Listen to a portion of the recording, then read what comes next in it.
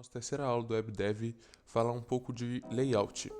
Bem, layout basicamente seria como a gente posiciona as coisas na tela. Como a gente viu até agora, a gente já aprendeu um pouco como colocar elementos na tela com HTML, como estilizar esses elementos com CSS, então aprendemos alguma coisa como trocar de cor, como borda, tamanho, mas a gente ainda não aprendeu ainda como mudar a posição deles.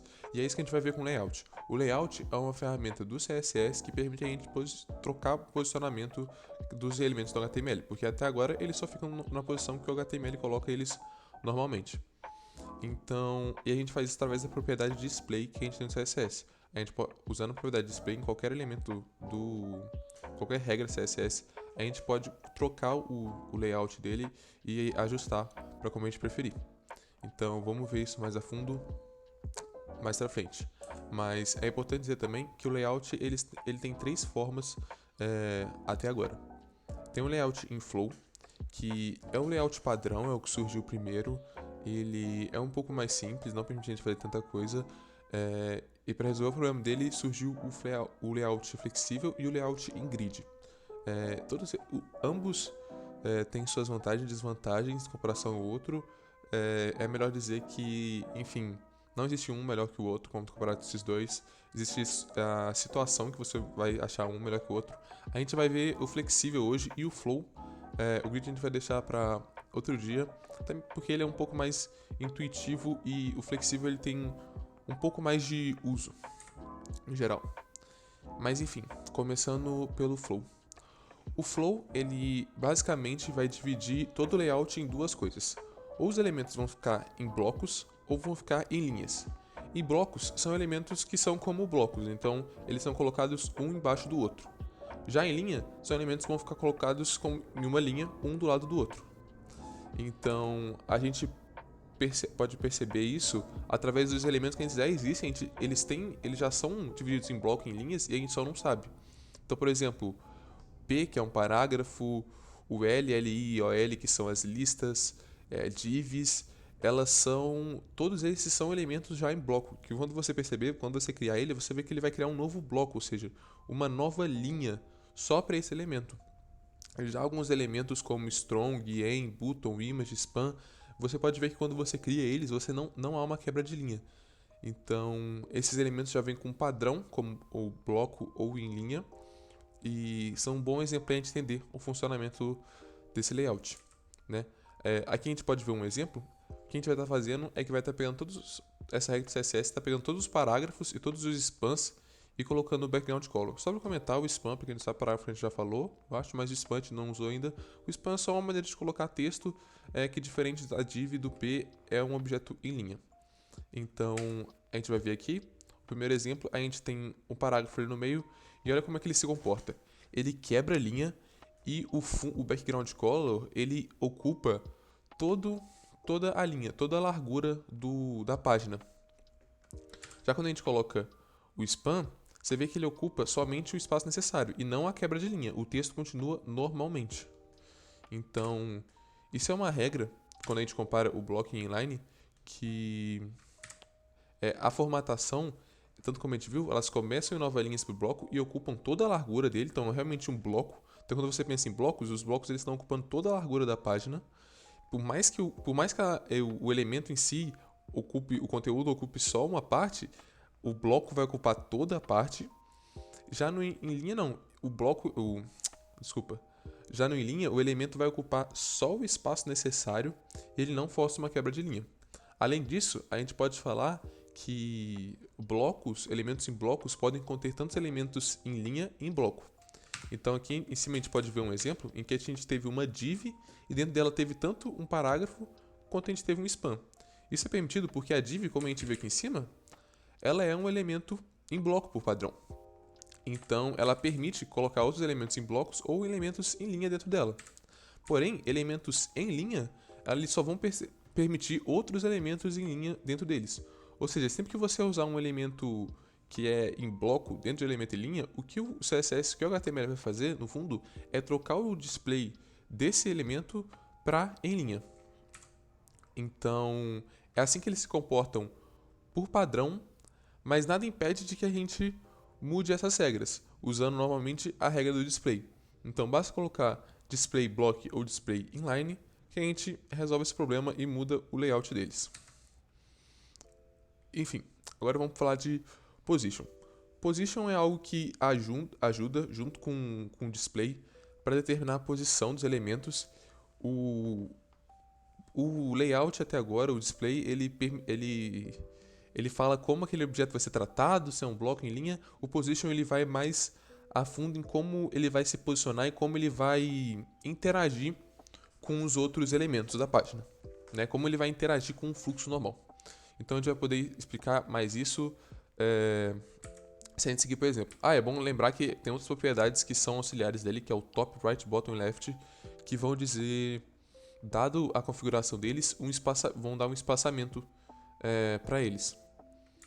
Então, vamos lá, através dos tipos de position. A gente tem o static, que é o padrão. Então ele está posicionado no fluxo normal. Esse é o valor padrão para todos os elementos. Então, até agora tudo que a gente vê é static. Então é até difícil entender o que ele quer dizer com isso. Mas eu trouxe aqui uma documentação do MDN que ajuda a gente a entender bem. Então aqui a gente tem um position static e esse é o nosso elemento que a gente está mexendo, né? E a gente pode ver que normal, né? A gente scrolla, o item tá ali, ele ocupa o espaço dele, então tem um item esquerda e um item direita, normal, como a gente sempre viu, né? A gente vai ter também o position relative. O position relative, ele tá no fluxo normal, mas ele usa um offset absoluto. O que ele quer dizer com offset? Offset é basicamente essas propriedades extras aqui, top, right, bottom, left, que são as propriedades que vão dar um espaçamento para ele. E o que ele quer dizer com posicionado no fluxo normal? Posicionado no fluxo normal é quando ele está na posição que você espera dele. Como a gente viu no static, qual que é a posição que a gente espera dele? Posicionado no fluxo normal. É aqui, né? Logo depois do outro item, embaixo do parágrafo, em cima desse outro parágrafo. Esse é o fluxo normal dele, antes desse quadrado, o fluxo normal dele. Então o relativo, o que ele vai fazer? Ele vai posicionar ele nessa posição, só que depois ele vai usar os valores absolutos. Então tá vendo que aqui tem a propriedade top e left? Esses valores absolutos eles vão ser usados para posicionar ele, para mudar a posição dele.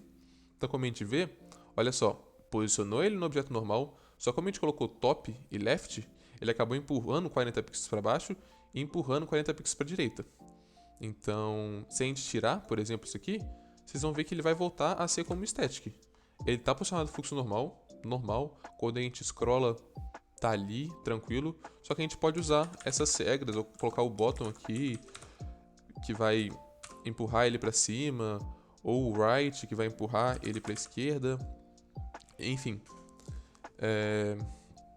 Agora indo um pouco além, falando do absolute, ele é removido do fluxo normal. Então, o que ele quer dizer com isso? Ele não vai ocupar espaço. Ele não é algo como se ocupasse espaço mais. Tanto o estético quanto o relativo, eles estavam posicionados no fluxo normal, ou seja, eles estavam ocupando espaço deles. Então, ele ocupa... O que ele quer dizer com ocupa espaço, né? O próximo elemento, ele vai entender que tem um elemento anterior, ele que é esse daqui. Quando ele não está no fluxo normal, o elemento anterior desse cubo é esse cubo aqui. Ele tira esse aqui do fluxo. É como se a gente tivesse uma pilha de elementos, um depois do outro. Quando a gente tira um do fluxo normal, ele é removido. Então eu não consigo... Então quando esse aqui vai se posicionar, ele precisa saber qual foi o elemento anterior para se posicionar, certo? Então, em vez de pegar esse aqui, ele vai pegar esse aqui. Vamos entender melhor com isso aqui. Olha o que aconteceu. Tá vendo que o espaço dele saiu? Enquanto no outro, olha só, a gente pode ver que no position relative foi basicamente a mesma coisa. Calma. Só que... Tipo assim... Vamos ver aqui, desculpa. Olha só, foi basicamente a mesma coisa, a gente mexeu ele pra fora do offset com os valores absolutos, mas o espaço dele continua aqui. Certo? O anterior respeita o espaçamento dele. Já no absolute não. O absolute ele ele finge que esse contexto não existe. E aí a gente pode usar o contexto de top left de acordo com o pai dele, de acordo com a página. Então aqui 40 pixels para cima, 40 pixels para a esquerda. E além disso, a gente vai ter outros dois que são tanto position fixed quanto position stick. Bem, vamos começar pelo position stick, que eu acho que ele é um pouco mais fácil de entender, porque a gente tem um exemplo aqui. Olha só, o stick ele é posicionado no fluxo normal, então ele tem o espaço dele, os outros elementos respeitam o espaço dele, mas ele tem um detalhe muito interessante. Ele é posicionado no viewport. O que ele quer dizer com isso? Em vez de posicionar ele dentro da página, o CSS vai posicionar ele na nossa tela. Então, quando a gente scrolla, ele continua, porque ele está na nossa tela e não no documento. Então, isso é posicionar no viewport. Então, já o fixed, ele é a mesma coisa com relação ao viewport. Ele é posicionado no nosso viewport, só que ele é removido do fluxo normal. Então, a gente pode fazer de exemplo aqui, colocar o fixed. Olha só, posicionou no viewport e tirou ele do fluxo normal. Não respeitam mais o espaço dele aqui. Certo? E eles recebem valor do offset, tanto o fixed quanto o stick. Ok. Agora, outra coisa que serve para ajudar a gente a posicionar os elementos é o float. O float vai basicamente dizer de que lado vai estar um objeto. Então, dentro do container dele, dentro do pai dele, a gente pode dar um lado só para um objeto. Então, ele faz com que o objeto seja removido do fluxo normal na página, mas ele continua fazendo parte do fluxo. Como assim? A gente pode ver um exemplo mais embaixo. Então aqui a gente tem um exemplo de que o float é none, o valor padrão, o float não existe. E a gente tem esse objeto, que é um objeto em linha, certo? Como que a gente sabe isso? Porque ele ocupa todo o espaço da página. Por mais que aqui não tenha conteúdo, ele está ocupando esse espaço, porque ele é um objeto em linha, não, desculpa, um objeto em bloco. E embaixo a gente tem um outro texto que, enfim, padrão. Agora, quando a gente usa o float, você vê que a gente usa o float left, ou seja, a gente está falando, coloca esse elemento na esquerda, a gente tira ele do fluxo normal. Então, esse espaço aqui dele, ele não ocupa mais, tanto que o texto pode ocupar, e ele acaba ocupando o espaço só do conteúdo. Então, é isso que a gente faz no fluxo. A gente não tira totalmente o elemento. A gente tira as partes que não é o conteúdo desse elemento e joga ele para a esquerda. Ou joga ele para a direita, com o float right. Então, é isso que o float permite a gente. Ok, vimos o flow, vimos como usar o display nele, vimos como usar o position, como usar o float, mas pode ver que é um pouco difícil mexer nele, né? Principalmente quando a gente está falando de posições absolutas aqui, o comportamento às vezes não é o que é esperado, né? Claramente isso aqui. E é um pouco difícil, é um pouco complicado. Ficar mexendo com um pixel a gente sabe que não é algo muito bom. Então, como que a gente resolveu esse problema, né? Como a gente conseguiu manipular o layout, o posicionamento dos itens de uma maneira mais fácil e mais customizável, né? Que a gente pudesse fazer mais coisa. Com o surgimento do Flexbox, com o surgimento do layout flexível. O layout flexível, ele vai permitir a gente fazer uma série de coisas que a gente não conseguia fazer só com o Flow. Mas para entender ele, para começar ele, a gente precisa entender dois conceitos. Primeiro, o conceito de container. E segundo, o conceito de item. O que vai ser um container? O container vai ser basicamente o flex, vai ser basicamente quem contém o flex, vai ser o pai, vamos chamar ele assim. Então, como a gente vê, o nome é Flexbox, porque a gente está mexendo como se fosse uma caixa. A gente tem que pensar que é uma caixa com seus itens. Então, é um pai e os seus filhos. Lembra da primeira aula, quando a gente teve aquela árvore invertida?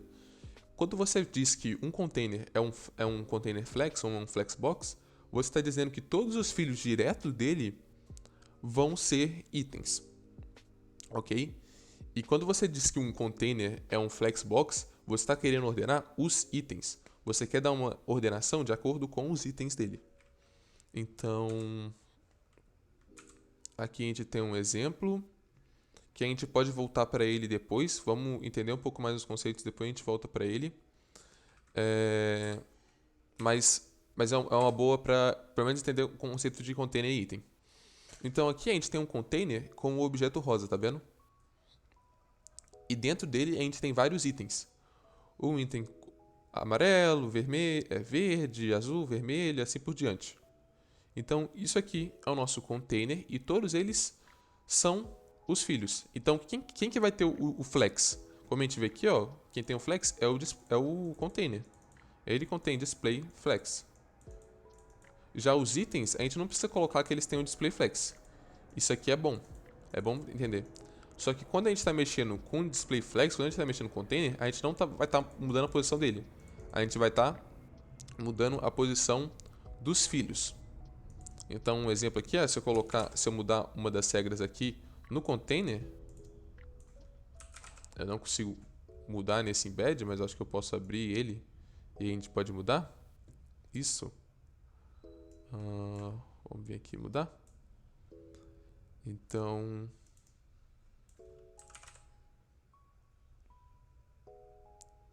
quando a gente muda, você viu que a gente muda o posicionamento dos filhos. A gente mudou uma regra dentro do container, mas o container continua normal. Continua com a posição dele normal. A gente mudou os filhos. Vamos entender como é que a gente faz isso agora. Bem, aqui a gente tem um exemplo de container, né, que é onde a gente coloca o display flex, como eu comentei. Então, é ele que vai receber o flex. E dentro do container, a gente tem um conceito de eixo principal e eixo secundário. E a gente determina isso através da propriedade flex direction. A gente pode dar duas direções, tanto a direção linha, row, ou column. A direção row, ela determina que o eixo principal vai ser o eixo vertical. E o eixo secundário, portanto, é o eixo... Quando a gente dá row, a gente determina que o eixo principal é o eixo horizontal e o eixo principal é o vertical. E o contrário quando a gente diz que é uma coluna, né? Então o eixo principal vai ser o vertical e o secundário vai ser o horizontal. O que ele quer dizer com isso, eixo principal e secundário? Eixo principal vai ser a ordem com que os itens vão ser colocados. Então, como o eixo principal é o horizontal, aqui a gente vai ter o nosso primeiro item, aqui a gente vai ter o segundo, aqui o terceiro, aqui o quarto e assim por diante. Já com o eixo principal column, aqui a gente vai ter o nosso primeiro, aqui o segundo, aqui o terceiro e assim por diante. Como se fosse um display inline, que a gente tem um do lado do outro, e um display em bloco, que a gente tem um em cima do outro. Até agora, o que a gente viu é basicamente display inline em bloco, nada que você já não tenha visto lá. Agora começa já um pouco a ser um pouco diferente, um pouco das coisas que o Flex permite a gente fazer. Então olha aqui, ele permite que a gente use no Flex Direction o row reverse ou column reverse, quer dizer o quê? A linha invertida ou a coluna invertida, invertendo os eixos. Então você pode perceber que o eixo principal aqui, o pontilhado verde, ele está indo da esquerda para a direita, enquanto lá em cima estava da direita para a esquerda. Então, o primeiro item... Opa! Alô, slide. Ok. Mas enfim, o eixo principal no row reverse, vamos explicar aqui em cima, porque o slide quebrou por algum motivo. Ele vai... Aqui vai estar o primeiro item, aqui vai estar o segundo, aqui vai estar o terceiro e assim por diante. Já no column reverse, aqui vai estar o primeiro, aqui vai estar o segundo. Então ele vai de baixo para cima, da direita para a esquerda. Enquanto só o row, como a gente viu, vai da esquerda para a direita e o column vai de cima para baixo. Já começa uma coisa que a gente não conseguiria fazer no flow.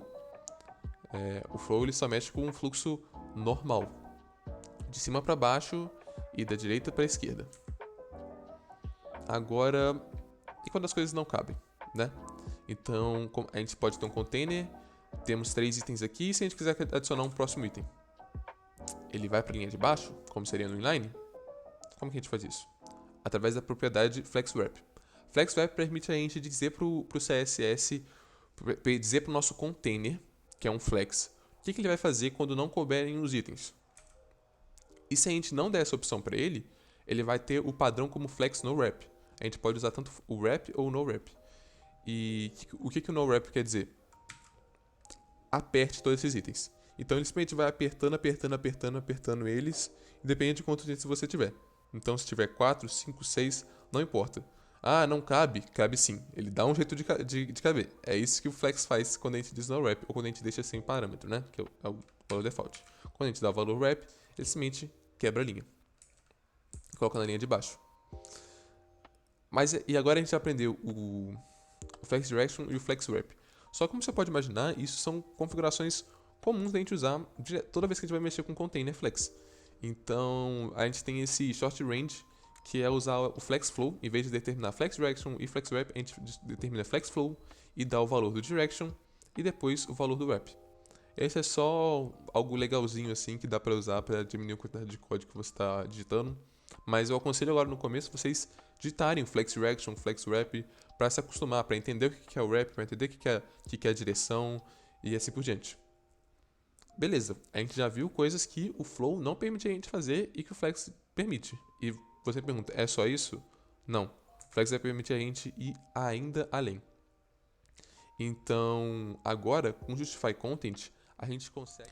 Então, pessoal, agora a gente já viu bastante coisa que o Flex pode fazer pra gente, que a gente não conseguia fazer antes com o Flow, mas não é só isso. Agora a gente vai ver como a gente pode ordenar os itens, posicionar eles de acordo com o eixo principal e o eixo secundário. Então, a gente vai ver isso através do Justify Content para o eixo principal e depois o Align Items para o eixo secundário. Então, quando a gente fala disso, a gente não quer dizer sobre em qual ordem que o eixo vai estar e qual vai ser o eixo. A gente já tem um eixo determinado. Por exemplo, aqui o eixo ele já está determinado como em linha, como row, né? Como a gente vê aqui no FlexFlow. Então, esse aqui vai ser o primeiro, segundo, terceiro, quarto. Ele vai começar da esquerda, vai à direita. O Justify Content vai falar como ele vai se comportar dentro do eixo principal. Então, dado esse eixo principal, eu quero que o Justify Content seja Flex Start, ou seja, eu quero que ele comece a sequência no começo do container. Então, primeiro, segundo, terceiro, quarto. Ou posso falar para ele que eu quero que ele comece no final. Quer dizer, quero que ele comece não, que eu quero que ele se alinhe no final. O começo dele ainda vai ser aqui, o primeiro, segundo, terceiro, quarto, né? Então, se a gente quisesse que o primeiro tivesse aqui, o segundo aqui, o terceiro aqui, a gente teria que mudar o eixo principal para ser o row reverse, ou seja, a linha só que inversa, em vez de da esquerda para a direita, da direita para a esquerda. Assim como a gente pode falar para ele alinhar no meio. Então, já o Justify Content Center. Ou, agora a gente pode falar como ele vai como os itens vão interagir com os outros itens. Então, coloca o Justify Content Space Between. Pega esse espaço que sobrou aqui, ó, todo esse espaço que sobrou, e coloca ele igualmente entre os itens. Então, isso aqui são 10 pixels, aqui vão ser 10, aqui vão ser 10 também. Se aqui são 20, aqui vai ser 20, aqui vai ser 20.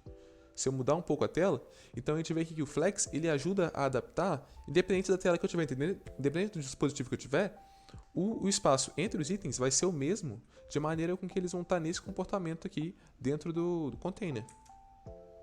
Então aqui a gente tem um Flex Around que faz algo parecido, só que dessa vez ele coloca um espaçamento igual entre a beirada, né, entre as bordas, e 2 entre os itens, né? Então se aqui eu tenho 10 pixels, aqui eu vou ter 20, aqui eu vou ter 20, e o Space Even ele vai colocar um espaçamento igual em todos os espaços. Então, tanto entre a beirada do container quanto entre os itens, a gente vai ter o mesmo espaço. Então, se eu tiver 10 aqui vai ser 10, aqui vai ser 10, aqui vai ser 10 e 10. Então, é para isso que o Justify Content serve, para dizer no eixo principal. Agora vamos falar do Align Items, que é para colocar no eixo secundário, né? Então, assim como a gente viu o Justify Content, a gente não muda o eixo secundário, o eixo principal com o Justify Content, a gente só dispõe os itens. Então, a Items é a mesma coisa. A gente não vai mudar qual é o eixo secundário, a gente só vai falar como os itens vão se comportar nesse eixo secundário. Então, por padrão aqui, o nosso eixo secundário, né, quando a gente está usando linha, é de cima para baixo. Então, por padrão, eles fazem o Flex Start. A gente está usando aqui o Align Items Flex Start. Então, ele vai alinhar no topo do eixo secundário e vai ocupar o espaço do conteúdo dele, normal. Ou a gente pode falar para ele, alinha na parte de baixo do Flex Item e ocupa o seu espaço com o Flex End. Posso falar para ele alinhar no centro, assim como a gente viu o Justify Content Center, o Align Items também, recebe Center. Ou, agora indo um pouco diferente do Justify Content, a gente pode falar para ele stretch, ou seja, estica os itens, faz com que ele ocupem toda a largura do meu container, toda a altura do meu container, né? No caso, todo o eixo secundário do meu container. Então o stretch serve para isso, e o stretch é bom falar, o stretch é o valor padrão, como a gente vai ver mais pra frente na nossa prática. A gente também tem o baseline. O baseline é interessante porque ele só vai funcionar quando a gente tiver conteúdo dentro desses itens e ele vai alinhar pelo conteúdo. Então, se a gente tem um texto, independente de onde o texto estiver, tá vendo? Ele vai alinhar de maneira que eles fiquem numa mesma linha. é algo bem específico, mas é algo que às vezes pode ser útil pra gente, né? E até agora a gente estava colocando informações dentro do nosso container, falando como o container ia organizar os itens e o container estava organizando pra gente. Agora a gente vai ver um comportamento um pouco diferente. A gente quer só ordenar esse item aqui. A gente quer mudar o comportamento só desse item. Como que a gente pode fazer isso? Através do align self.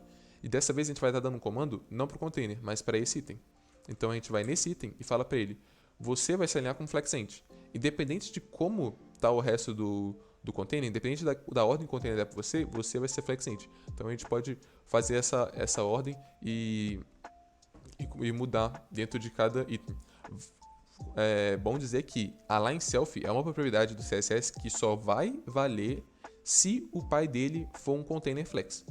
Se o pai dele não for um container flex, o align self não vai fazer nada, porque esse contexto de align só funciona dentro de um flexbox.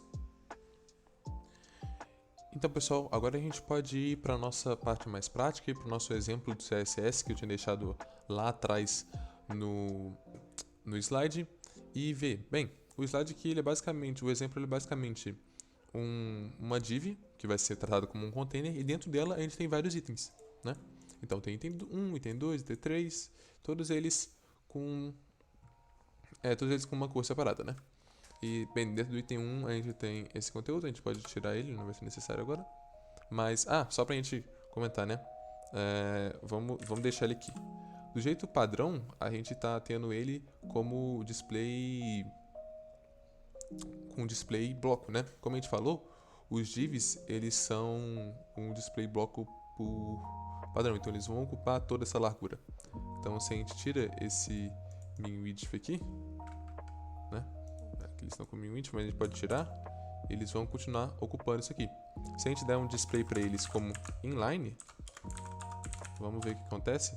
Olha só, ele junta todos eles, só fica a borda aqui, né? Essa coisa preta aqui é a borda. Se a gente tirar a borda, vocês vão ver que eles vão sumir, né? Então some e fica só o primeiro, porque como a gente falou, o primeiro ele não ocupa toda a largura, ele ocupa a largura só do conteúdo. E o único que tem conteúdo, o único item que tem conteúdo o único div que tem conteúdo é essa daqui, né? Legal a gente ver isso aqui então, mas agora a gente pode voltar, porque vamos brincar um pouco mais com o flex. Vamos tirar aqui esse conteúdo para a gente poder mexer com flex.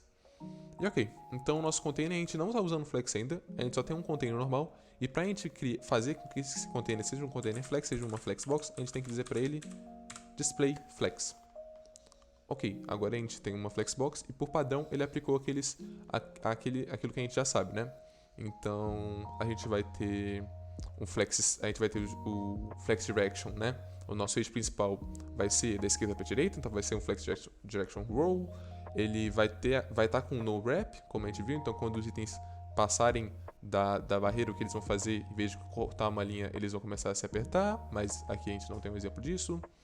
Bem, eles estão com o justify content de flex start, ou seja, eles estão alinhados no eixo principal pelo começo.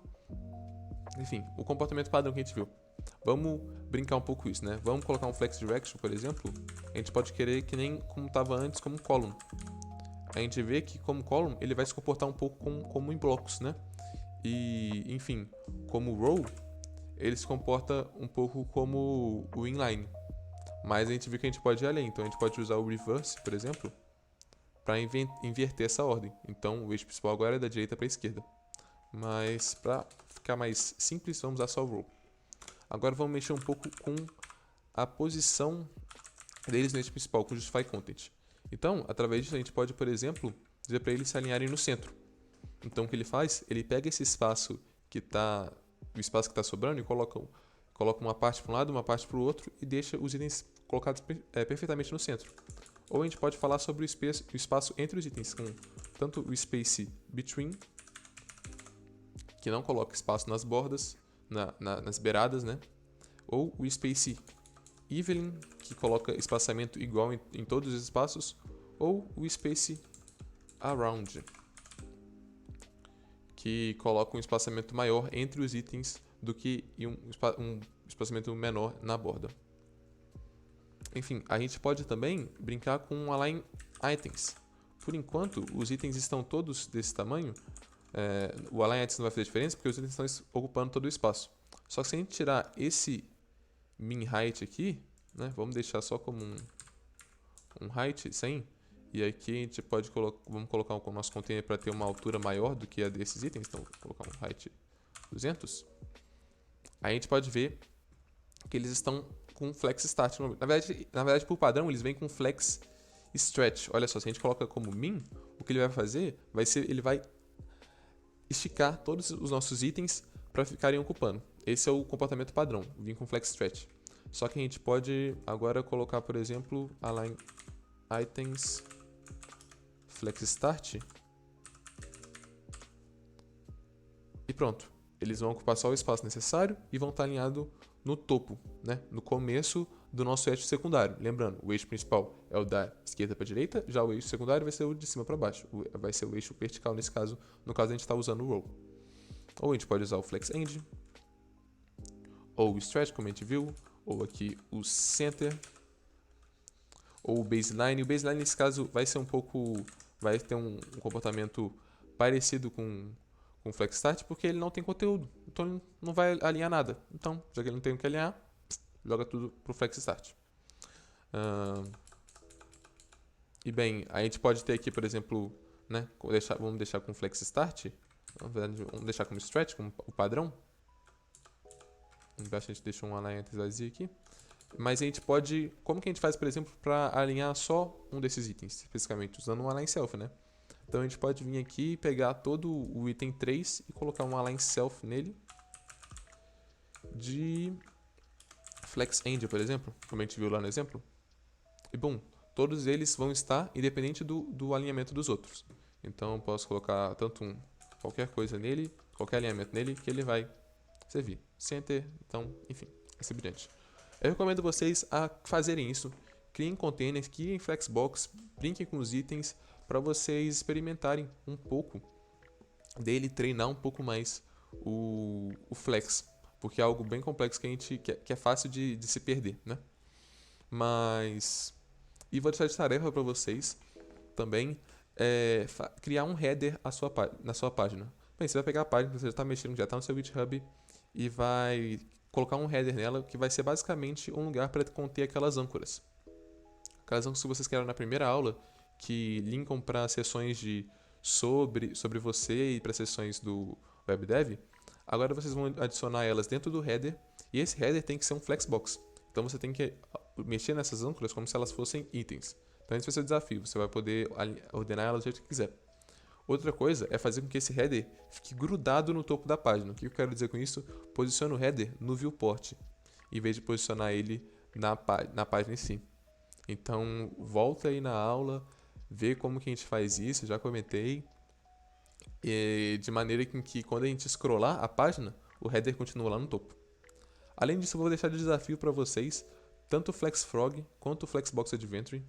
Bem, são joguinhos que servem para você treinar as regrinhas do Flex. Então, por exemplo, aqui a gente tem um sapo e você tem que posicionar esse sapo na Vitória Régia, sendo esse sapo um item e aqui um container. Então aqui ele dá umas diquinhas sobre o conteúdo e você pode usar e você pode pensar em como você vai resolver esse problema. Então o primeiro problema já está te dar a solução aqui. Então é só um Justify Content Flex End. Vai para a próxima. E a partir disso, toda fase você tem que posicionar os sapinhos na Vitória Régia. O Flexbox Adventure também é algo parecido, só com a temática de RPG. E eu recomendo porque assim a gente pode testar e treinar e entender um pouco melhor como isso funciona. Mas então a aula foi essa. Se divirtam aí criando vários Flexbox. E muito obrigado.